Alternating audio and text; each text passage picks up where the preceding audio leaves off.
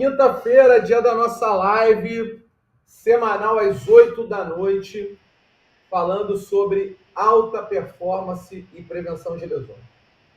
E hoje nós temos dois grandes convidados, Gustavo Medeiros e Nel Salgado. Pô, os caras já apareceram. As feras já apareceram. Gustavo Medeiros, médico, especialista em canabidiol, vai falar um pouco sobre isso, um ortomolecular incrível, inclusive é meu médico, é o que cuida de mim, da minha mulher, de todo mundo. Nel Salgado, eu não tenho palavras para definir essa mulher é a que cuida da cabeça de uma grande parte de atletas olímpicos e não olímpicos também, lutadores, surfistas, esporte em geral, né? Então, ela sabe como é que mexe aqui, ó. Filhão, concentra que vai. O trabalho já foi feito, é essa mulher. Gustavão é o cara que ajeita o que está desequilibrado, né, Gustavo? Então, essas duas feras, eu queria primeiramente chamar o Gustavo para fazer uma breve apresentação para vocês, tá? Gustavão, fica à vontade. O público é teu.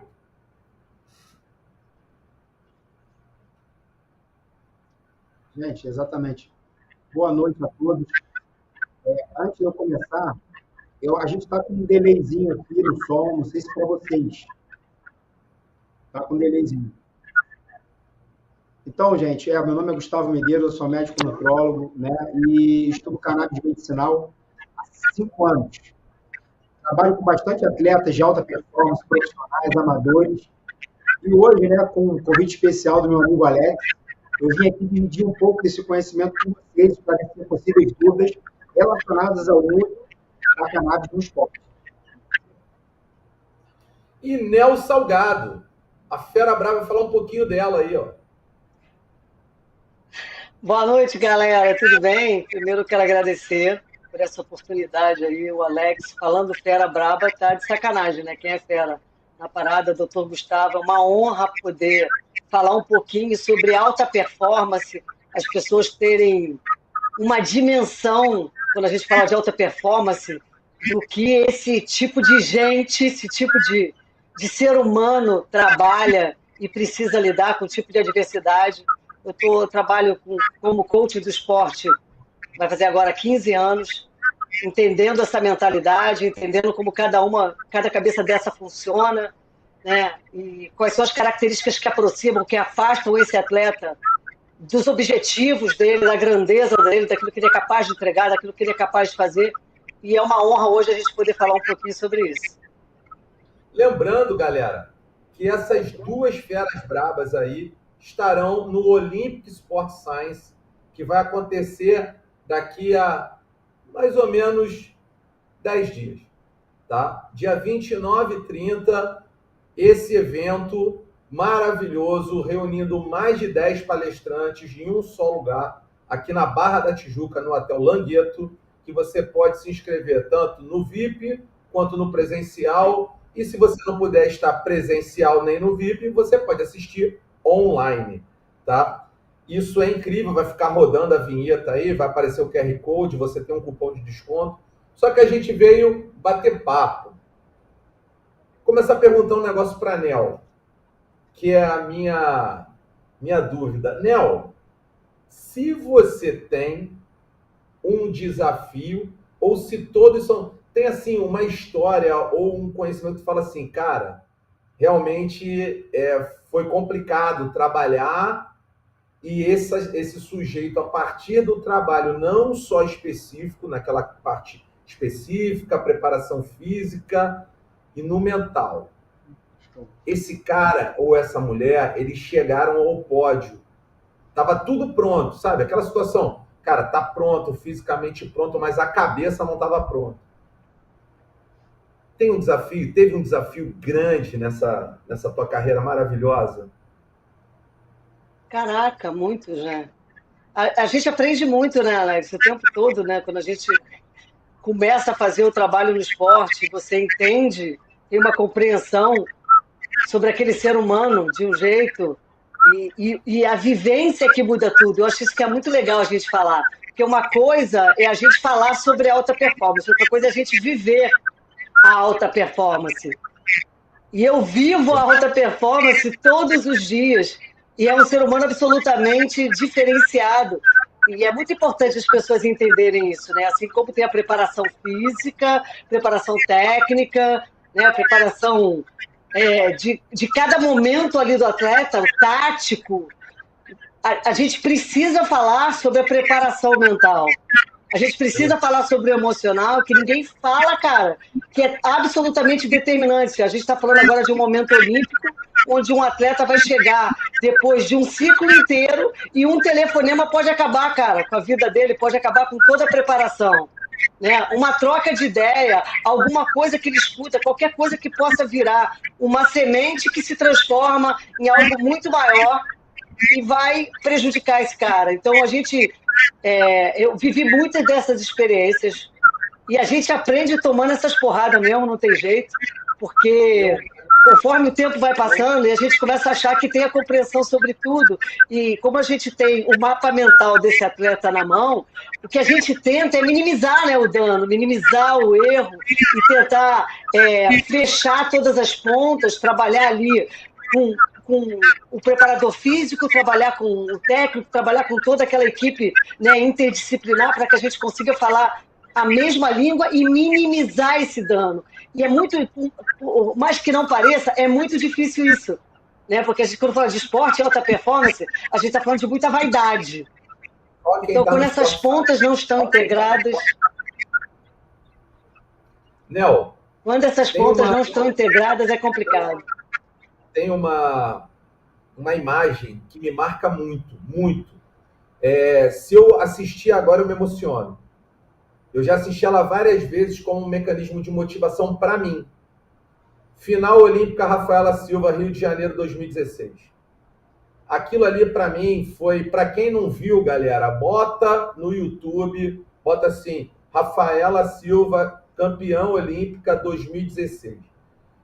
Eu estou falando de uma atleta que também passou pela minha mão, né, que eu tenho um carinho assim, absurdo e vai estar no Olímpico, que foi o momento que Rafaela ela teve uma desclassificação em Londres, né, sofreu um preconceito absurdo, um xingamento, internet é complicado, né? Xingaram a garota, de tudo, né, pela cor, pela opção sexual dela, por ter falhado e por vir também de comunidade.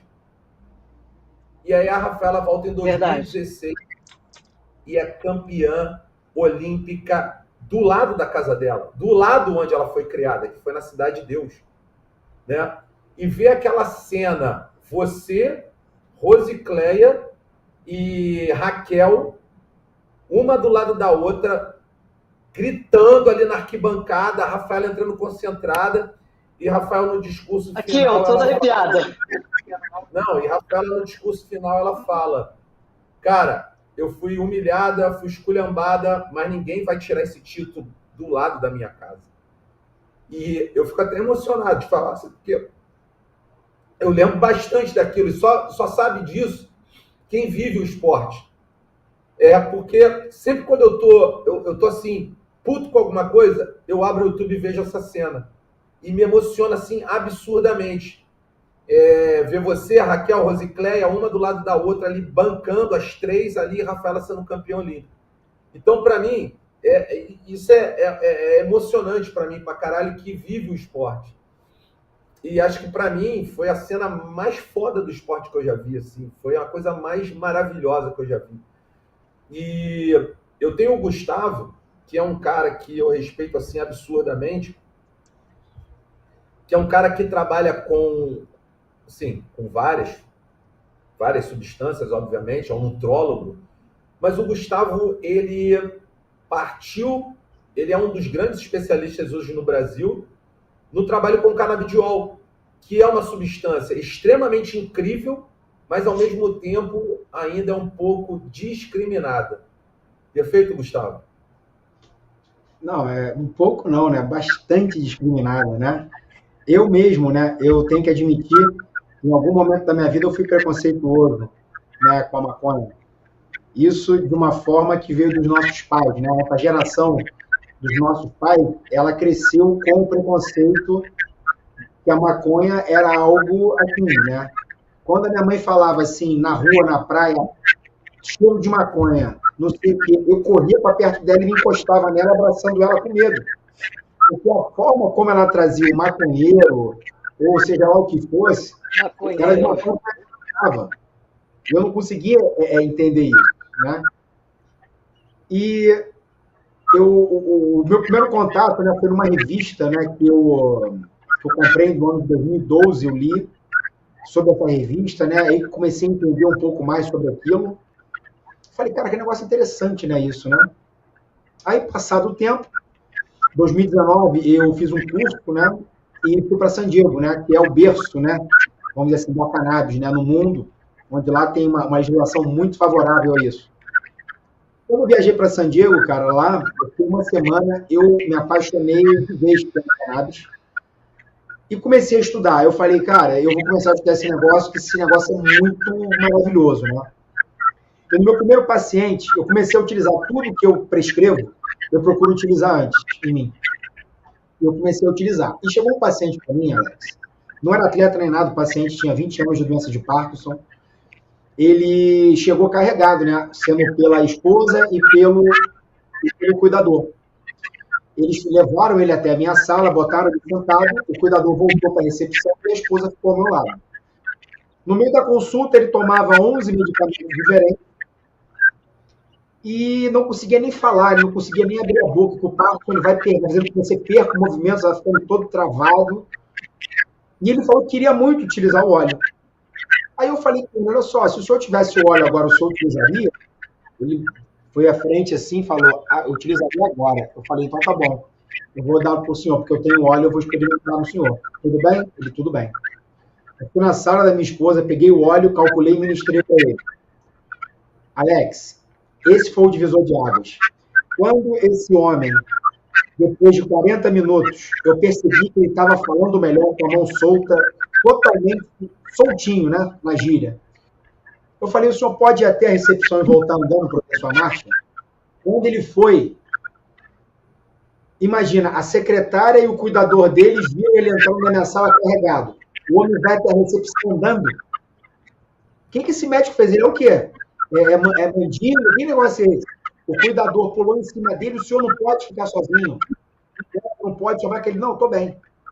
Alex, o homem, ele melhorou 80%, saiu do consultório sem ajuda de ninguém, com a utilização do óleo. Eu dei o meu óleo para ele, porque demorava 6 meses para chegar o óleo. Eu falei, daqui a 12 horas ele vai ficar todo travado de novo, dei meu óleo para ele. Conclusão, ali eu falei, meu Deus do céu, qual remédio no mundo que faz isso? Né? E o que eu estava falando aqui anteriormente no nosso bate-papo é que não é o correto, mas a gente vai utilizar qualquer tipo de coisa na doença, na patologia, para depois a gente avaliar a performance. Né? Nesse momento eu falei, cara, eu vou começar a estudar. Hoje eu ministro aula para médicos sobre esse assunto, educadores físicos, nutricionistas, bioquímicos, biomédicos, sobre esse assunto. E o uso da cannabis, Alex, o primeiro uso descrito na literatura foi em 2.700 anos antes de Cristo, pelo imperador Shennong na China. Então a coisa não é nova.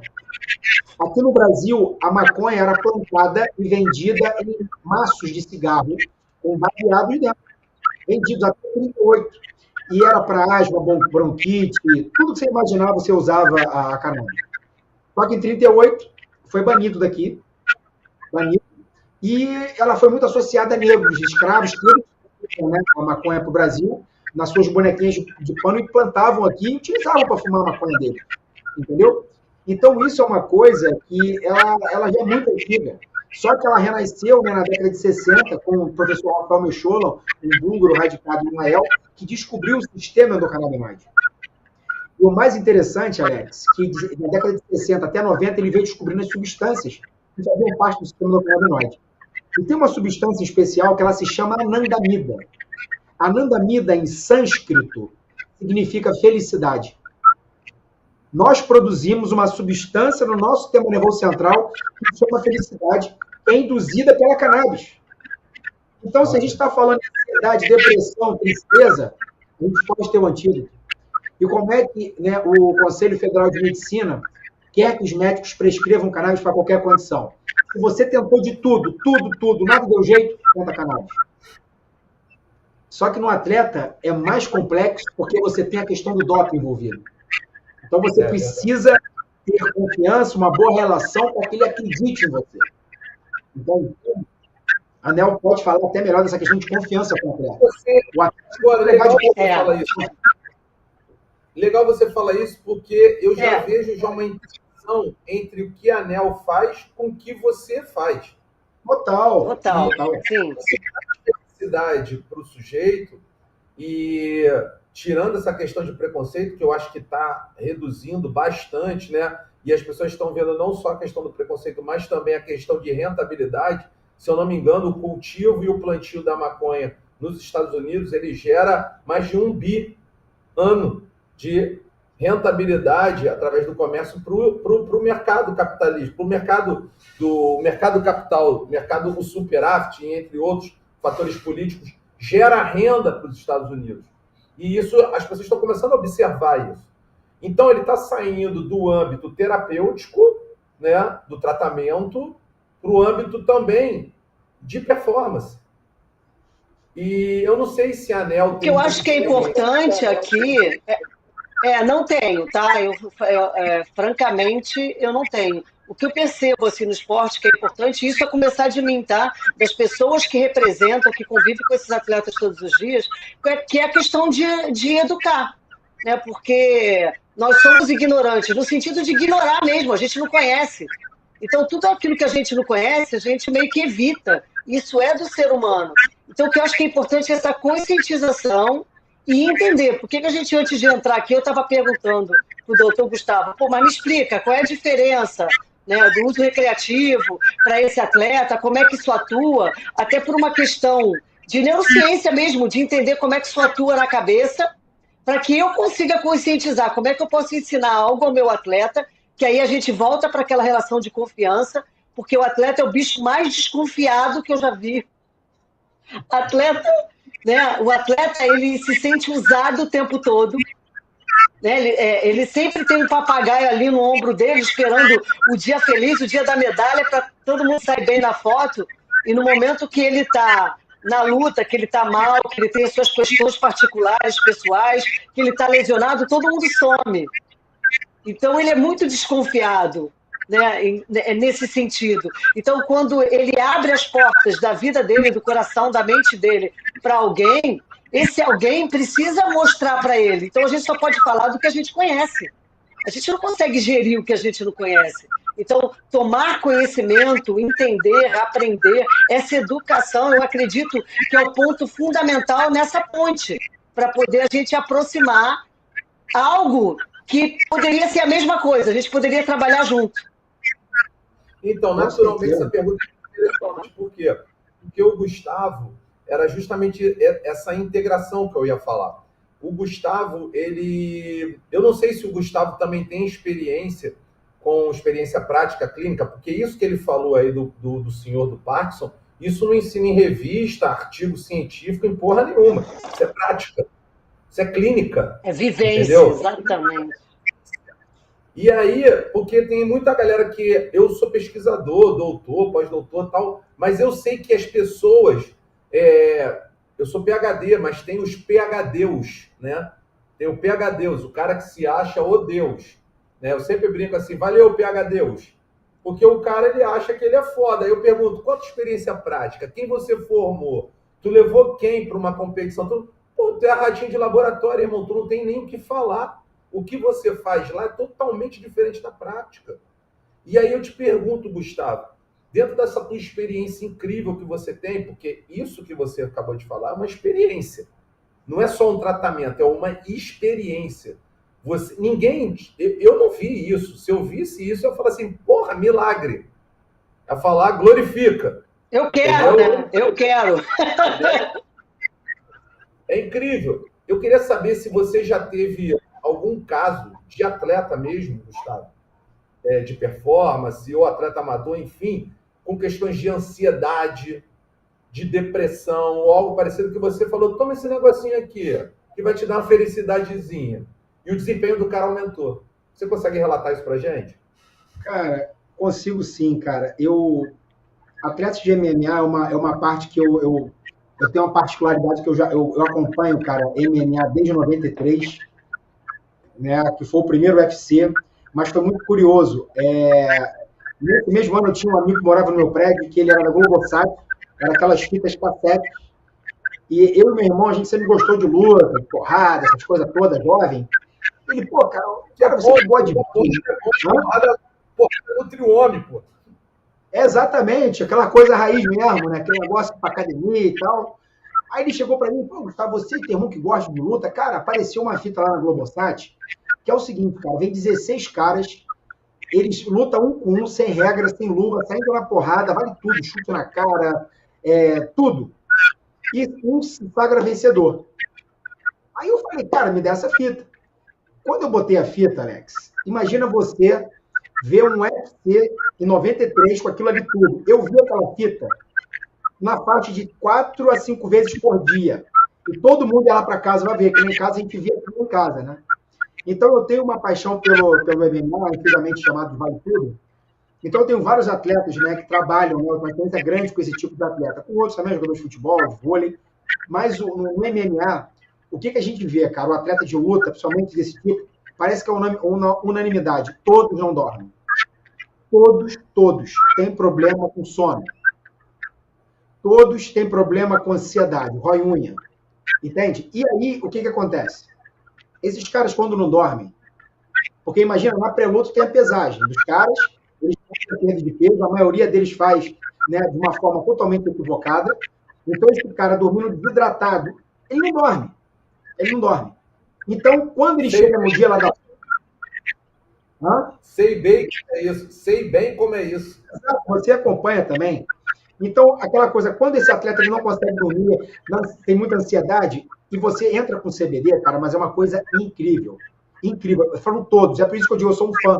Porque todas as pessoas, todos os pacientes, atletas que eu usei, todos melhoraram de 80% a 100%. Entende? Então, eu sou muito fã. Então, atletas com a questão de pré-luta, ansiedade, sabe aquela sensação de que você vai sair na porrada daqui meia hora? Tranquilo. E me relatou isso, doutor, eu nunca passei por isso. Eu nunca dormi em todas, uma semana antes, por causa da perda de peso, eu dormi todas as noites. Eu me senti recuperado a cada treino, as pancadas, né, do sparring, os caras recuperavam muito mais rapidamente. O recovery é absurdo. Isso, né, porque no UFC, ele a partir desse ano de 2023, né, ele permitiu a entrada, né, da maconha em si. Mas a gente está falando de CBD, o canabidiol isolado, né? Eu vou ter que explicar um pouco sobre isso para explicar para o pessoal desse bate-papo que eles não estavam aqui antes. Depois eu vou até te pedir isso. Isso, né? Então eu posso explicar agora ou depois sobre isso. Mas a gente está utilizando... Depois eu quero só fazer uma pontuação, só para agregar tudo que você está dizendo, que é muito legal, isso minha cabeça está fervilhando aqui, então eu preciso falar. Eu trabalho com uma questão cognitivo-comportamental, certo? Eu preciso entender quem é esse ser humano e aí eu fazer um malabarismo, peraí, dentro dessa personalidade aqui, qual é o melhor desempenho, qual é a melhor entrega, qual é a melhor ferramenta? E isso é um desdobramento dentro do dia a dia que traz um desgaste, doutor Gustavo e Alex, assim, absurdo. Não só para eles, mas para mim também. Porque eu preciso fazer, e toda a questão que você está falando, a gente está falando de algo que atua no sistema nervoso central. Né? Então, e isso é para todo mundo, não é uma questão de personalidade. É uma questão exata. Isso é para todo mundo. Então, entender essa diferença é muito importante, até para que a gente consiga trazer essa leitura para que as pessoas entendam a dimensão da mudança e daquilo que a gente consegue trazer de benéfico para dentro do esporte e para a vida desses atletas. Porque a gente faz de verdade, doutor Gustavo, malabarismo, para que eu consiga manter esse atleta são, focado, tranquilo, motivado, dia após dia. Enquanto a gente poderia usar, né, de outras ferramentas, de outros subterfúgios. A Nel falou uma coisa aqui que instalou na minha cabeça. Será, por quê? Para você ter uma recompensa, que é a endorfina, você precisa de uma motivação, que é a dopamina. Então, elas andam muito junto. Se eu não tenho motivação, eu não tenho recompensa. Beleza? Se eu não tenho dopamina, dificilmente terei endorfina. Você acha que Gustavo, direto para você, que o canabidiol, o tratamento, o uso do óleo do canabidiol, para a galera que está aí assistindo, não é fumar um baseado, não é sair fumando, porque quando você carbura, né, você consome tudo, né? THC, CBD, de tudo quanto é tipo, não. A gente está falando Isso que eu acho que é importante deixar claro. A gente está falando que é um óleozinho, 10 gotas. Depois o Gustavo pode falar um pouco da questão da dose e resposta. Cara, você acha que isso tem um efeito assim, associado com a motivação, com a dopamina ou algo parecido? Então, o que acontece? A gente, no sistema nervoso central, todo o nosso comportamento ele é motivado pelos neurotransmissores. E nós temos duas famílias básicas: neurotransmissores excitatórios e inibitórios. Quem são os excitatórios? Glutamato, adrenalina, noradrenalina, dopamina. Inibitórios: GABA, serotonina, acetilcolina. Quando uma pessoa é ansiosa ou tem insônia, ela tem, eu costumo sempre usar uma analogia. Imagina que você tem um carro, uma Ferrari zero, que ele tem o poder de acelerar de 0 a 100 segundos, de 0 a 100 km em 3 segundos. Mas o freio dele é de um Fusca. Ele andar sob a mira da morte, ou seja, ele chega muito rápido, mas se ele precisa frear, ele morre. O que eu quero dizer? Ele tem um excesso de neurotransmissores excitatórios. O glutamato é o neurotransmissor em maior quantidade do sistema nervoso central e está relacionado diretamente com ansiedade, compulsão alimentar, insônia, tudo. E os inibitórios, que é GABA, que é o neurotransmissor inibitório em maior quantidade do sistema nervoso central, serotonina, estão baixos. Quando você entra com a cannabis medicinal ou o CBD, cannabis medicinal é igual a homeostase. A homeostase é o quê? Equilíbrio. Ele modula, ele baixa o excitatório, eleva o inibitório e você vem para a normalidade. Equilibra, né? A gente está falando de endorfina, de tudo. Então, eu até me arrepio, cara, porque não existe nenhuma droga no mundo que vai proporcionar isso. Não existe. Não existe. Se existisse uma droga para emagrecer as pessoas, não seria ninguém no mundo do obeso. Não seria deprimido se matando todo dia aí. E a cannabis, sim, é uma planta impatenteável. Logo, não vão ter estudos gigantescos, né, muito cêntricos e tal, aquela coisa toda, mas quem utiliza na prática, como você bem falou, e a gente tem na literatura muitos trabalhos mostrando isso, tá? São vários, são milhares de trabalhos, só que ficam escondidos, vai buscar quem quer. E aí você percebe sim que você tem condição de melhorar todas as pessoas. Hoje, no meu consultório, eu uso cannabis para praticamente 50% a 60% dos meus pacientes. Eu não começo nunca com a cannabis medicinal, sendo atleta ou não atleta. Eu faço uma limpeza do terreno biológico, eu modulo microbiota intestinal, eu modulo, né, a parte hepática, aonde vai ser... Eu posso ir lá quando, doutor Gustavo? Hã? Não entendi. Onde é que eu posso ir aí? Já estou vendendo meu peixe aqui. É sério? É Sim, sério? não. Vamos fazer um exame de sangue bem completo, aquela doação de sangue, né, Alex? Porra, eu saio daí, quando eu vou, eu tenho que até ir aí no Gustavo, porque eu tenho exame recente, eu saio praticamente com, como é que é? Com anemia, de tanto sangue que eu tiro. Saio assim, caraca, a mulher vem aqui em casa legal, que legal.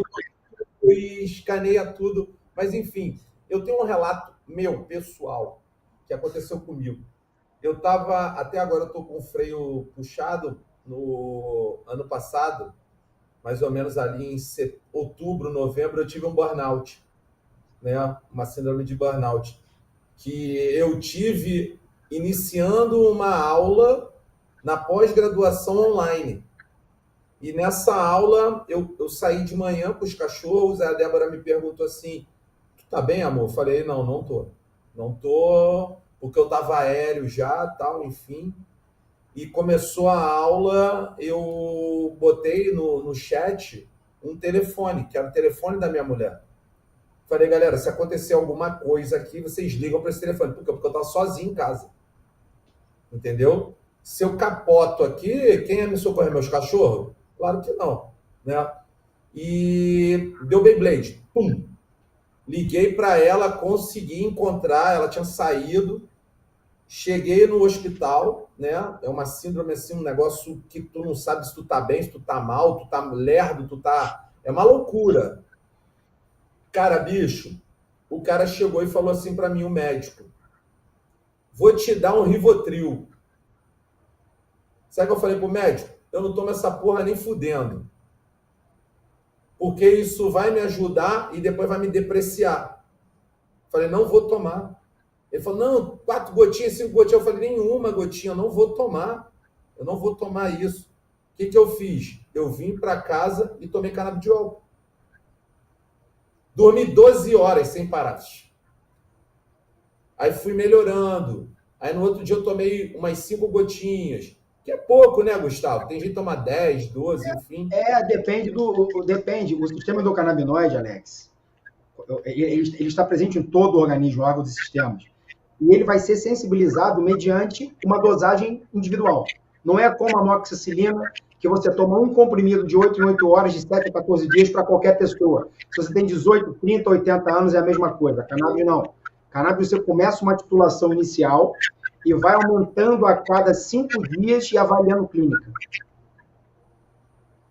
Maravilhoso. E aí eu comecei a observar isso.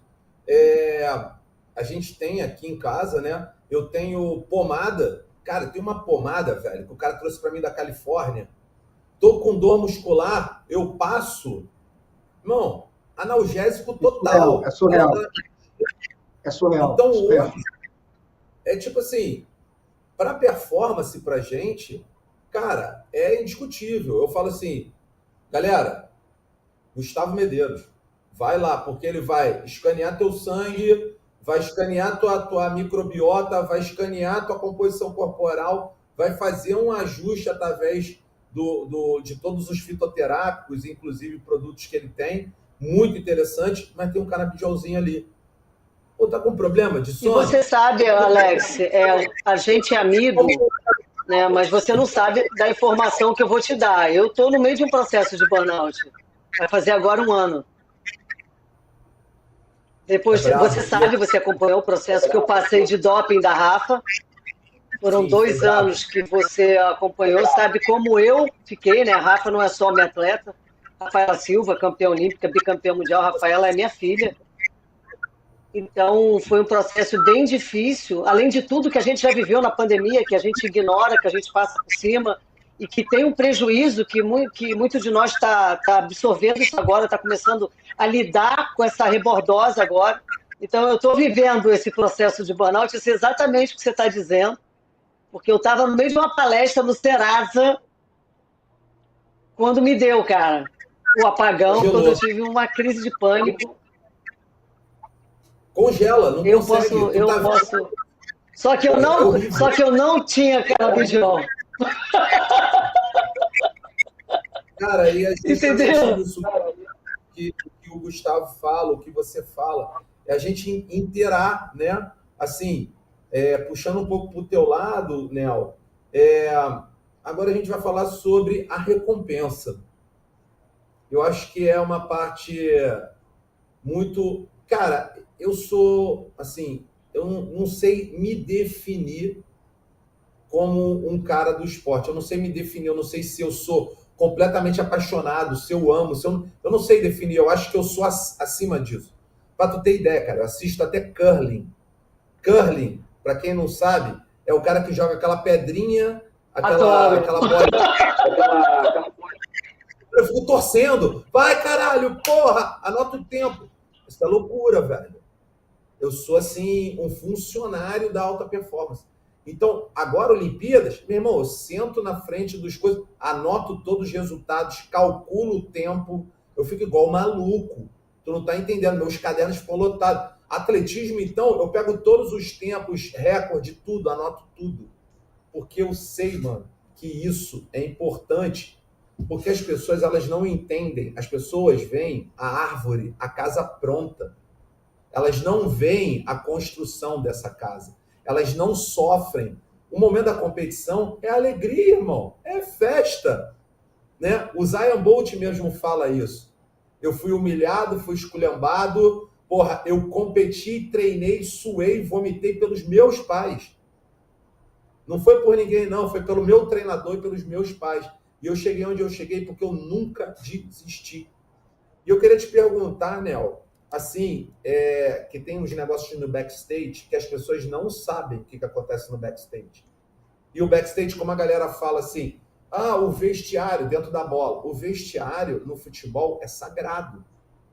O vestiário é sagrado. Em qualquer esporte, o backstage é sagrado. É sagrado. É o momento assim que o cara vai entrar para competir, velho. Então, tem todo o respeito. Você tem algum relato assim de algum atleta que travou de um backstage, que não conseguiu ir, ou algo parecido, ou deu pânico, ou algo que teve que, desaparafusar, vir aqui? Vai! Eu já tive um. Estaladão na cara e vai embora. Não, quando você tá perto, né, tu ainda dá um estaladão na cara, né, faz um foda-se, vambora, caralho, né, tu coloca pra frente. Quando você não tá, você precisa ter outras ferramentas. Que, por exemplo, 90% dos meus atendimentos é online. Então, você imagina, né, como é que eu acesso essas pessoas, no caso hoje, né, vamos lá, eu tenho 32 atletas. Como é que você acessa esses 32 atletas quando eles estão longe? Né? Dentro de cada gatilho mental, da necessidade de cada um, eu até costumo dizer para eles assim, quando você perde, é uma frustração fodida, mas é você com você. Eu, às vezes, num final de semana, eu tenho 5 frustrações, eu tomo 5 porradas. Então, você falou sobre o esporte, da tua paixão pelo esporte. Quem ama o esporte, quem vive alta performance, quem transpira alta performance como a gente, o resultado deles é o meu. Você convive comigo, tu sabe disso. Sabe? Se eles estão bem, eu estou bem. Se eles estão fodidos, eu estou fodido. Então a gente está junto. Então eu já vivi muitas situações de travar. Eu já tive atleta que, na véspera de viajar para o Mundial, o pai faleceu. E aí ela me procurou e ela falou, cara, e aí, o que eu faço? Meu primeiro Mundial. Falei, cara, o que você quer fazer? O que te preocupa? E aí a gente faz aquele trabalho de percepção, de visualização guiada, fazer aquela pessoa chegar naquele lugar e se perceber o que está doendo, o que te incomoda, o que dói mais. Ficar sem o Mundial ou sem estar naquele momento. Ali onde já não tem mais nada. Ele já não estava ali. Mas isso é uma decisão muito pessoal. Cada um é cada um. E é muita responsabilidade você ajudar um atleta a tomar uma decisão dessa. Então, ela ganhou uma medalha, tá? No Mundial, ganhou um bronze no Mundial.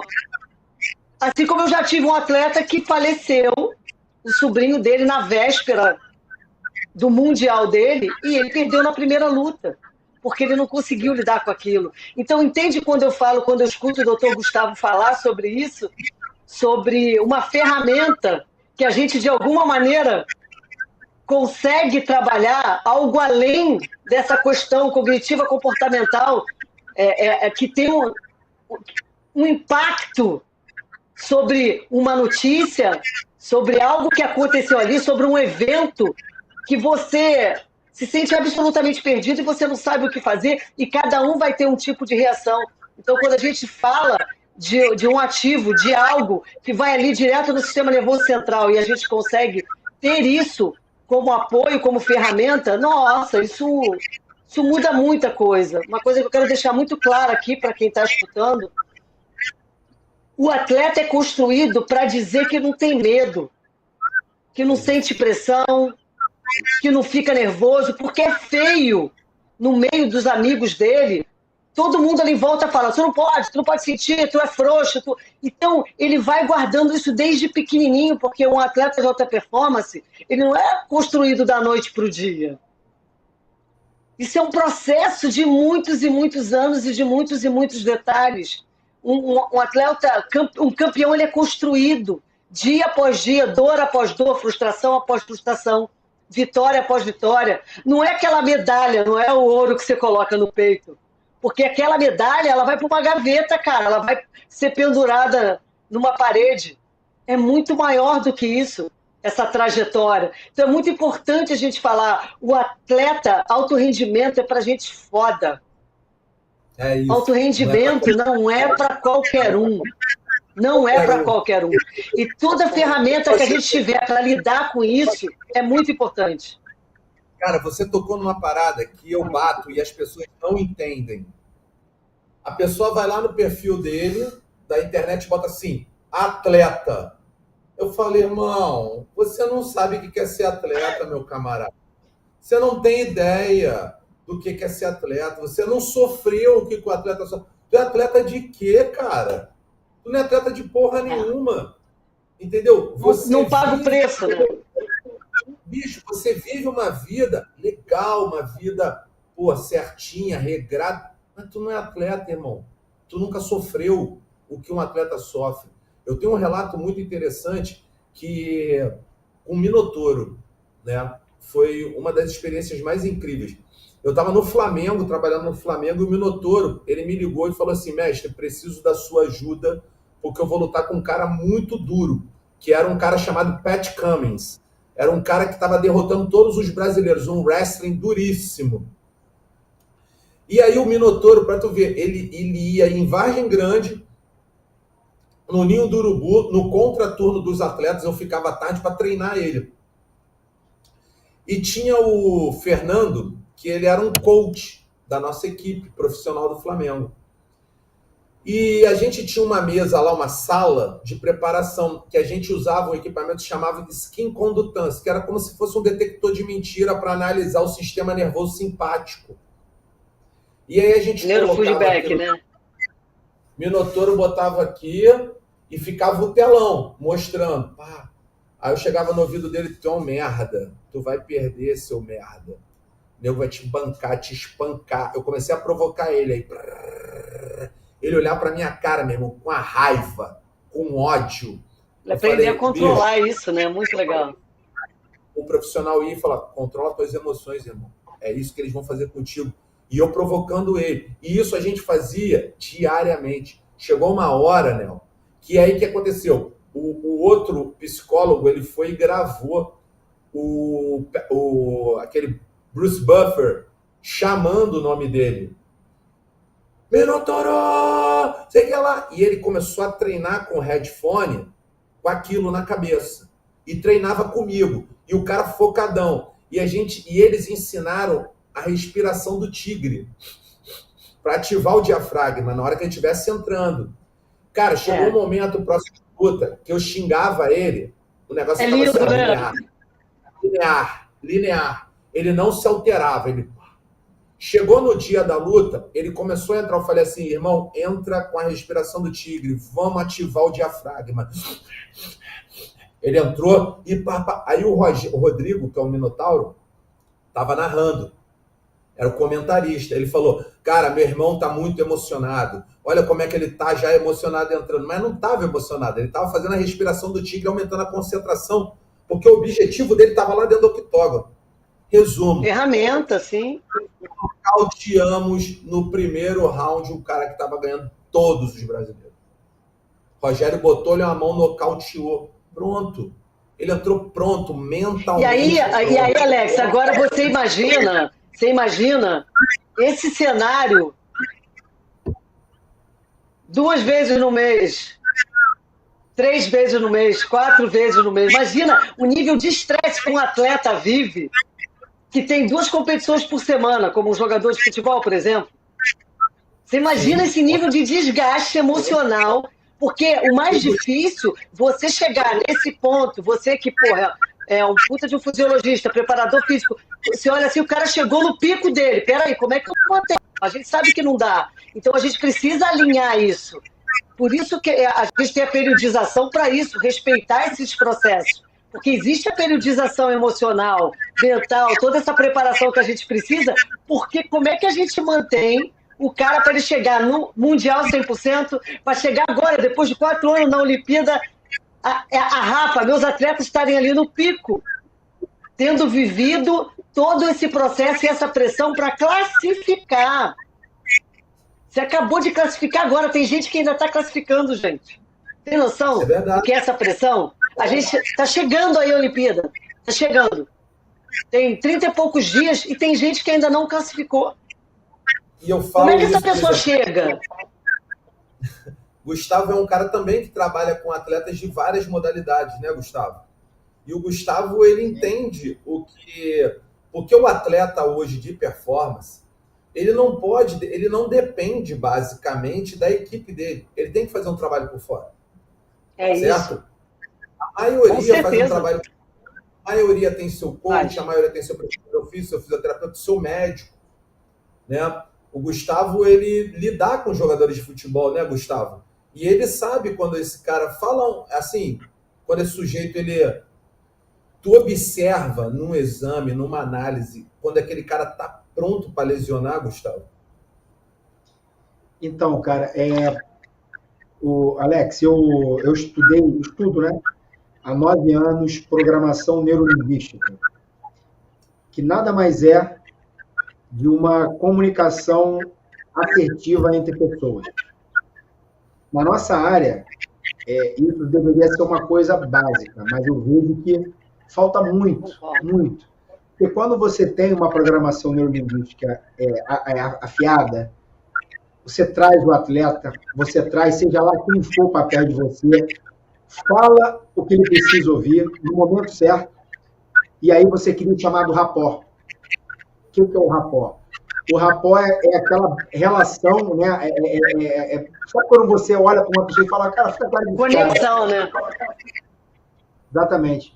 Você se conecta e aí a pessoa ele já começa a falar coisas fora do contexto médico, porque se sente totalmente à vontade contigo. E isso está ligado diretamente a essa parte humoral, né? Que é do humor. E está relacionado diretamente ao treino dele, a como ele está performando, entende? Então, esses atletas, quando a gente, por exemplo, uma análise médica, nós temos marcadores inflamatórios aumentados. Inflamação subclínica, né? Tudo que a gente aprendeu, né? Que inflamação tem rubor, calor, dor e edema. Mas a maioria das pessoas é inflamada e não sente nada. E alguns marcadores no sangue, você começa a ter essa observação. E quando tem um marcador ou alguns marcadores inflamatórios alterados, você entende que tem um sistema alterado. E diante de uma inflamação, você vai ter uma conversão de neurotransmissores, né? Vão seguir uma outra cascata que não vai gerar, por exemplo, a serotonina. Por exemplo, um exemplo aqui fora do contexto, né? Mas a gente sabe que nós temos alguns atletas, como os próprios judocas, né? Acima do peso. Por exemplo, mulheres que têm obesidade, elas vão ter menos serotonina. Porque a obesidade dela, o adipócito aumentado, libera citocina inflamatória e vai direcionar a serotonina, a formação de serotonina para uma outra via. E, consequentemente, essa pessoa vai ter, muitas das vezes, ansiedade, compulsão alimentar e por aí vai. Então, isso aí não é um marcador direto, mas você, quando vai ganhando experiência, você consegue analisar os exames de forma integrada, você começa a conversa com o fisiologista, conversa com o preparador e abre. Porque, normalmente, o que acontece? Né? Você, Alex, lida com um atleta todo dia, né? Provavelmente da mesma forma. Mas eu não tenho necessidade. E os atletas que eu acompanho, eu vou no treino dos caras, ver o treino dos caras, eu acompanho isso. Isso é importante. O cara ver que você está lá. Pô, mas é o doutor e tal. Nem doutor nada, bicho. Eu estou lá vendo o cara tendo uma porrada, eu estou lá vendo, eu estou dando apoio, vendo o trabalho. Então isso tem que haver. É relacionamento, então, né? Relacionamento é muito importante. Confiança, tudo isso. Então, quando você tem, né, um atleta, né, que você acompanha ele de perto, vê essa questão, você começa a ver aquela ótica médica. O preparador, o cara que cuida do atleta diariamente, o seu poder de fala, de tudo é muito maior, de repente, que o meu. Eu trabalho com MMA desde 2010. Nessa época, os caras faziam 4 treinos por dia. Eu já discordava disso lá atrás. Tu lembra disso? Eu falava, gente, isso não vai vir atleta. Eu trabalhei com muito atleta de uma academia, né, famosa no Rio, não vou citar nomes, mas eles vinham todos lesionados, reclamando de dor disso, não conseguiam andar. Por quê? Porque via um desses. E não ia ficar para trás. Mas quem ele ouvia? Era o médico? Não. Ele ouvia o cara, o preparador, o técnico dele, que estava mais tempo com ele. Entende? Por isso que nesse contexto, né, que a gente está falando aqui de uma equipe multidisciplinar, não tem que haver a palavra de mais poder do que um ou de outro. É a gente conversar, alinhar e passar informação para o atleta de todo mundo. Não tem erro isso. O problema que a gente já falou aqui, ego e vaidade é um negócio complicado. Entende? Então, é o que eu digo, né? Se a gente é o que a gente mais tem no esporte, né? Por isso que eu falo, gente, olha só, o artista é o atleta, porra. A gente é tudo coadjuvante. Verdade. O único cara insubstituível nessa porra é o atleta. Eu tenho uma pergunta para fazer para a Nel, que é o seguinte, cara. Eu já vi e vejo a maioria, eu vou falar que 70% de um insucesso na carreira são os pais. O pai, ele consegue foder a vida de um atleta, porque muitas vezes ele joga toda a frustração dele em cima do cara. E eu queria saber, eu vejo isso na prática, né? Queria saber se você já teve algum problema com pais, né?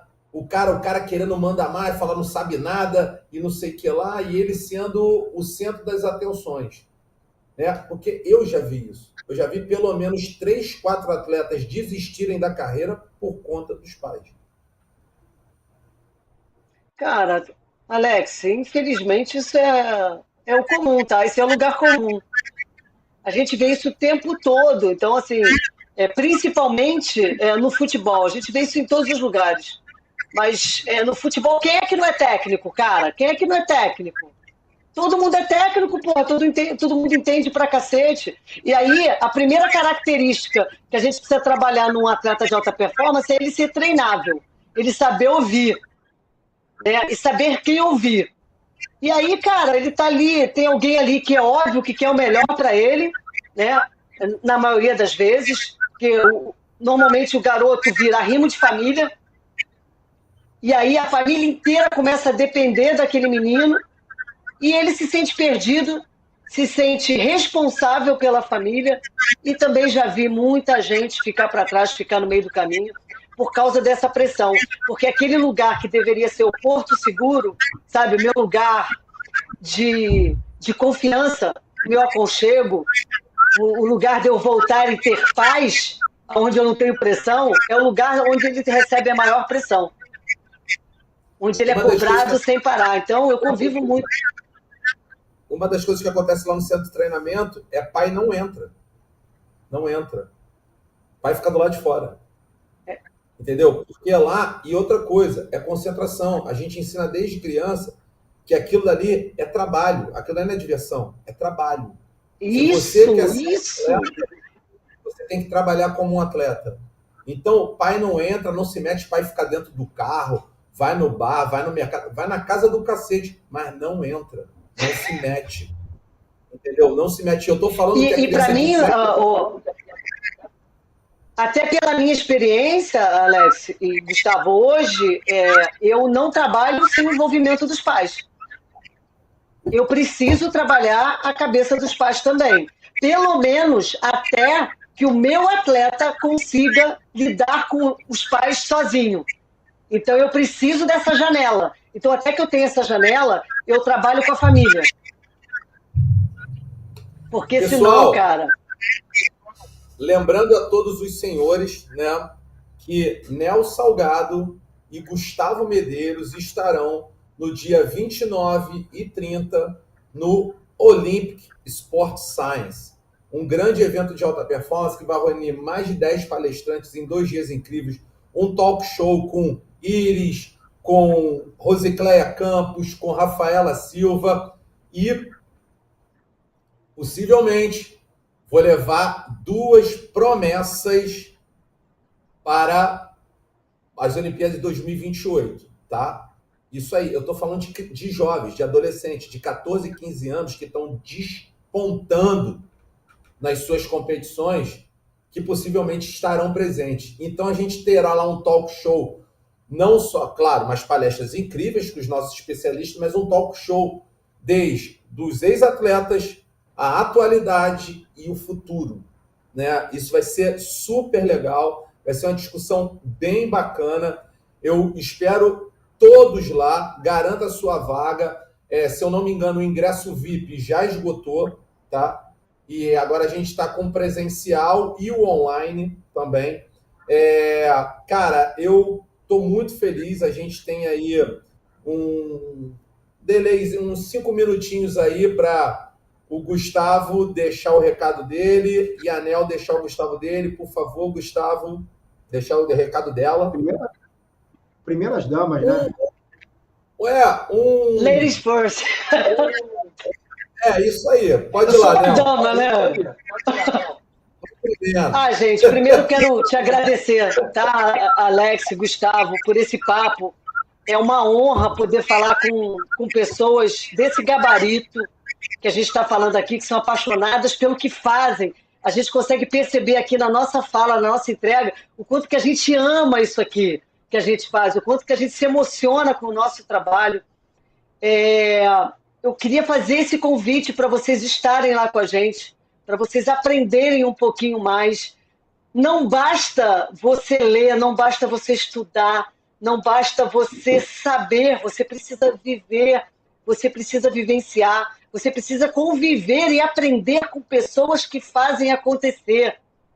Conversa fiada tem um monte, a internet está assim, ó, com todo respeito, mas só ensina quem faz, só ensina quem vive essa experiência. Então, acho que é muito importante vocês se darem a oportunidade de conviverem com pessoas que vão estar ali entregues, dando o seu melhor e falando das suas vidas, das suas experiências e daquilo que a gente ainda quer fazer pela alta performance e pelo esporte, que é algo que a gente ama profundamente. Então, eu quero deixar aqui esse convite. A gente vai estar lá feliz da vida e emocionado e com essa entrega. A gente é resultado das 5 pessoas com quem a gente convive. 5 pessoas. O que tipo de gente vocês têm convivido? A tua mentalidade, o teu crescimento, a tua evolução, a tua grandeza depende disso. Conviva com pessoas gigantes, para que você também consiga colocar esses gigantes para fora. E semana que vem vai estar assim, ó. Grande, parceiro, dá o mesmo trabalho, né? Pense grande. Gustavão, é com você a palavra, meu amigo. Cara, primeiramente, Alex, agradecer aqui o convite. É um cara que tem uma grande amizade, conhecendo a Nel hoje. Eu me sinto aqui muito honrado de estar aqui dividindo a tela com vocês, com dois ícones aí do esporte brasileiro. E, cara, eu quero convidar, né, vocês estão aqui assistindo a gente, né? Eu acho que os palestrantes são maravilhosos. Né? Aqui você viu aqui o nível da nossa conversa, como foi maravilhoso. E eu gostaria de trazer vocês, que vocês viessem e participassem desse congresso. Porque dentro da minha parte, eu vou trazer o mundo da cannabis, não só na parte de performance, que vai ser o grande ponto, mas eu também vou trazer algumas questões relacionadas à doença. E hoje nós vemos muitas pessoas que são de espectro autista, depressão, Parkinson, Alzheimer, câncer, né, com metástase, dor crônica, e eu vou trazer um pouco disso também. Então, eu acho que quem está assistindo aqui agora, divulgue isso, porque lá, de repente, você pode receber alguma informação que pode ajudar você, ou algum dos seus, ou uma pessoa que você, porventura, conheça.